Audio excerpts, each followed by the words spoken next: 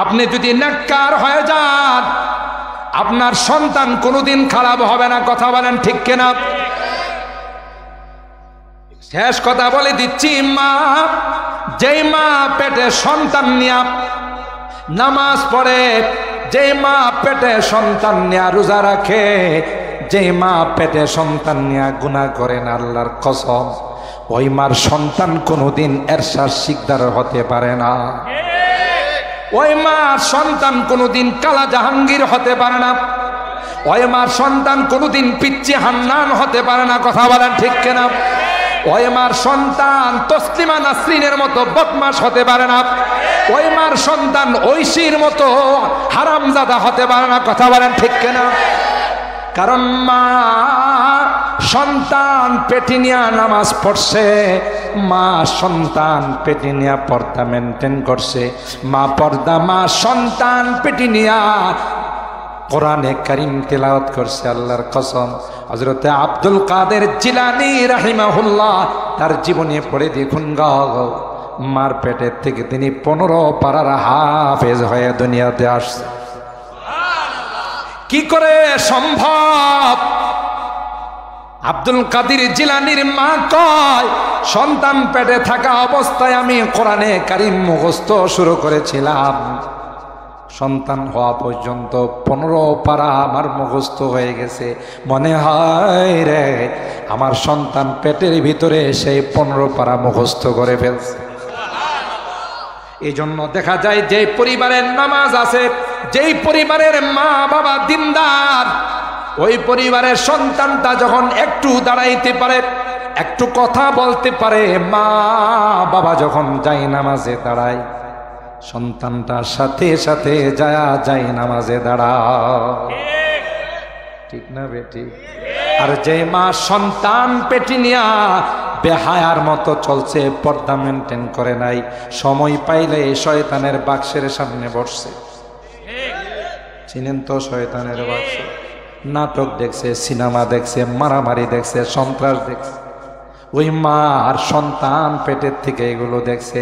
বড় হওয়ার পর কোনোদিন তাকে দেয়া ভালো কিছু আশা করা যায় না। ওইটা তো আস্থা একটা সন্ত্রাস হবে, গডফাদার হবে। এই জন্য আল্লাহর হাবিব বলেন, আদ-দুনিয়া কুল্লুহা মাতা ওয়া খায়রু মাতা'id দুনিয়া আল মারআতুস সালিহা। আল্লাহর হাবিব বলেন, না, দুনিয়ার সব কিছু হলো দুনিয়ার সামান। একজন মা যদি নেককার হয়ে যায়, একজন মা যদি দিনদার হয়ে যায়, এর চাইতে উত্তম সামান আর পৃথিবীর মধ্যে কিছু হতে পারে না। মা, আমি আপনাদের শুধু এতটুকু অনুরোধ করে যাব, আপনারা অনেক দামি, বিজাতিদের কথা শুনে আপনাদের সম্মান, আপনাদের ইজ্জত আপনি নষ্ট করবেন। মা, রাগ করবেন না, আপনাদের মর্যাদা অনেক বেশি। ইসলাম আপনাদের মর্যাদা দিয়েছে। ইসলামের পূর্বে আপনাদেরকে জিন্দা দাফন করা হতো, নারীদের কোনো মূল্যায়ন ছিল না।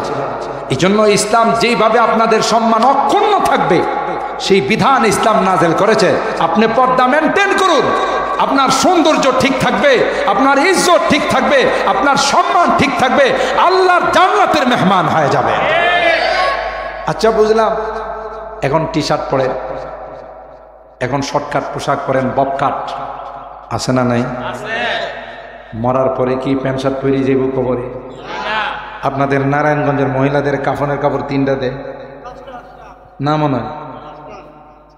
অনেকে ভয় কয় না, জানি না, আন্দাজি মান্দাজি কমুখী 5টা কাফনের কাপড় পরায়, কথা কয় না। কয়টা?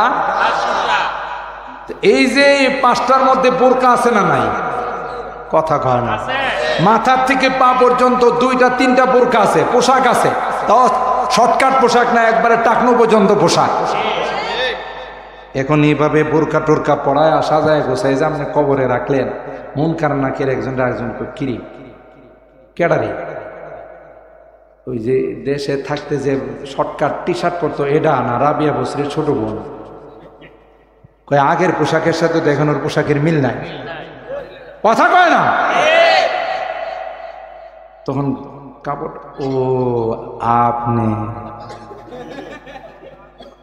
আপনি তো হায় হায় কত পোলা মাইন্ডের নষ্ট করছেন, এখন রাবিয়া বসরি সাই যাইছেন। আমরা যারা অভিভাবক আছি আমাদের উপরে কিন্তু দায়িত্ব কম না। আপনার মেয়েটা ছেলেটা যখন উপযুক্ত হয়ে যায়, এরা কোথায় যায়, কার সাথে কথা বলে, এই জিনিসগুলো খেয়াল করা, এটা কিন্তু আপনি অভিভাবক হিসাবে আপনি দায়িত্ব। যদি এই দায়িত্বের অবহেলা হয়, আল্লাহর আদালতে আপনারই কলিজার টুকরা সন্তান আপনার নামে মামলা করে দিবে। কোরআনের আয়াত, আমার বানানো কথা নয়। আজকে যে বাচ্চাটাকে সকালবেলা পিঠের পিছনে 1 কেজি বই দিয়ে আর 1 কেজিতে পাঠাইতেছে, নারায়ণগঞ্জে বোধহয় এরকম নার্সারি এই সন্তানটাকে কোরআন শিখাইলেন, নামাজ শিখাইলেন না, পর্দা শিখাইলেন না। আল্লাহর আদালতে বলবে, আল্লাহ মা বাবা আমাদের জিম্মাদার ছিল, নামাজ শিখাই নাই, রোজা শিখাই নাই, কলমা শিখাই নাই। আরে এখনো অনেক এলাকা আছে যে এলাকায় দাওয়াত ও তাবলীগের মেহনত নিয়ে আজকে জিজ্ঞাসা করে সাধারণ মানুষকে। এই জন্য রাগ করেন, আপনাদের হাতে পায়ে ধরে বলে যায়, সন্তান আমানত, মেয়ে হোক ছেলে হোক আপনার কাছে আমানত, নিয়ামত। তাকে যদি সুশিক্ষায় আপনি বানান, আপনার মেয়েকে ডাক্তার বানান, লয়ার বানান, ইঞ্জিনিয়ার বানান, বৈজ্ঞানিক বানান, দার্শনিক বানান, কিন্তু আগে তাকে ইসলামের শিক্ষাটা দিয়ে নেন, আগে তাকে কোরআনের শিক্ষাটা দিয়ে নেন। আর না হয় আল্লাহর আদালতে মামলা খাওয়া ছাড়া কোনো বিকল্প নাই। আর আল্লাহর আদালতে মামলা হলে আল্লাহর পিছন দিক দিয়ে কিছু বান্ডিল দিলে আশা করা যায় এই মামলাটা একটু সহজ হয়ে যাব। কি বলেন? হ্যাঁ, এখন দেখেন না, বিভিন্ন বিচারকরা, সাংবাদিকরা প্রশ্ন করলে যে রায়টাতে দিলেন, কয়টা উপরে নির্দেশ, কথা কয় না। অনেক কিছু করা যায় দুনিয়াতে, উপরের নির্দেশে হাজার হাজার উলামায়ে কেরামকে জেলখানায় ঢুকা রাখা যায়, কথা বলেন ঠিক কিনা? কিন্তু ওখানে এগুলো চলবে না, এখানে নেই বিচার হবে, কথা বলেন ঠিক কিনা? আল্লাহ আমাদের সবাইকে বোঝার তৌফিক দান করেন, যা শুনলাম এর উপর আমল করার তৌফিক দান করেন। রাগ করছেন? কষ্ট হইছে আমি যে একটু সময় বেশি নিয়ে নিছি? আল্লাহ তাআলা আমাদের সকলকে এই কথাগুলোর উপর আমল করার তৌফিক দান করেন। দেখছেন না কিছুদিন আগে পোশাকের স্বাধীনতা চাই, দেখেন না স্লোগান?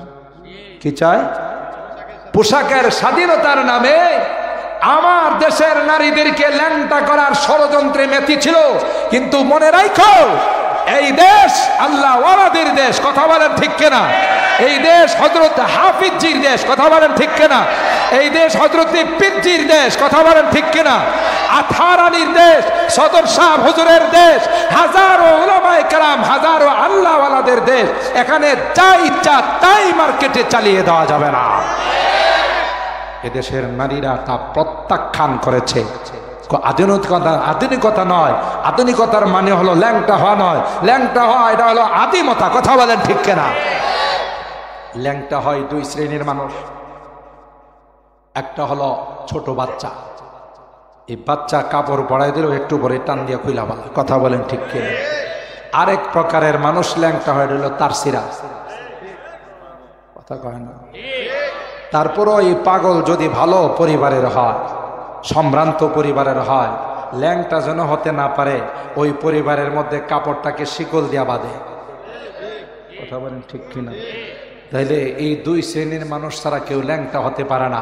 এখনো যারা পোশাকের স্বাধীনতার নামে আবার নারীদেরকে ল্যাংটা করে রাস্তায় বের করতে চায়, তাদের অভিভাবক যদি সচেতন হয়, এগুলোকে ঘরের ভিতরে আবদ্ধ করে তাদেরকে বন্দিশালায় ঢুকাইতে হবে। যে না, এদেশের মানুষ তোমাদের স্লোগানে কান্দি, এরা পোশাক আশাক খুলে ফেলবে না। নামাজ যেমন ফরজ, পর্দাও ফরজ, কথা বলেন ঠিক কিনা? পর্দা করে যারা রাস্তায় বের হয়, আল্লাহ তাদের সম্মান বাড়ায়। বাসের মধ্যে উঠলে দেখবেন 15 বছরের একটা মেয়ে বোরকা পরে বাসে উঠছে, 40-45 বছরের মানুষটা বাসের সিটের থেকে দাঁড়ায় দাঁড়ায় কি বলে, আন্টি আপনি মুরব্বী মানুষ, আপনার কষ্ট হবে দাঁড়ায় থাকতে, আমি জওয়ান মানুষ, আপনি বসেন, কথা বলেন ঠিক কেনা? আসলে কি হ্যাঁ মুরব্বী না হ্যাঁ মুরব্বী? হ্যাঁ হলো 45, হ্যাঁ হলো মাত্র 15, ব্যবধান কত? 30 বছরে। আল্লাহ কয়ে বেয়াদব, বোরকা পরে আইছে দেখোস না, কথা কয় না? 45 বছরের মানুষটাকে আল্লাহ কয়, এই দাঁড়া, দেখিস না বোরকা পরে আইছে, তুই তাকে দাঁড়ায় সিট দে, সম্মান কর, ঠিক না বেটি? আবার আমরা উল্টা দিকে কি দেখি, 45-50 বছর 40 বছর বয়স, এখনো মনে হয় যে তিনি 16 বছরের যুবতী সাজতে চায়। এরকমের মহিলা তো বাংলাদেশে লাইট মারলেও পাওয়া যাবে না। হ্যাঁ আছে। এই সাজগুজ করে লিপস্টিক মেপস্টিক লাগায় আর টাইট পোশাক করে যখন মার্কেটিং করতে যা, দোকানের মধ্যে দেখবেন 12-13 বছরের 15 বছরের বাচ্চাদেরকে বসায় রাখে। এটি ডাকে কয়, আপা আপা এদিকে আসেন, কি লাগবে? 3 পিস 4 পিস 5 পিস 6 পিস সব আছে। কথা বলেন ঠিক কিনা? পাকিস্তানি, ইন্ডিয়ান, যা কোনটা লাগে আপা? আচ্ছা বলুন তো দেখি, 15 বছরের বাচ্চা আর যারে ডাকতেছে এর বয়স হলো কত? 40। একে হের আপা লাগে না মা লাগে? কথা কয় না। এই যে বাচ্চাটা এরা আপা করে ডাক দিল, দুষ্টা কি ছেলের না? ওই তো গেছে এই রকমের পোশাক আশাক পরে যেন তাকে এই রকমের শব্দ ব্যবহার করে। কথা বলেন ঠিক কিনা? তাহলে নিজের ইজ্জত, নিজের মান সম্মান সব মাটি দিল নিজের কারণে। কথা বলেন ঠিক কিনা?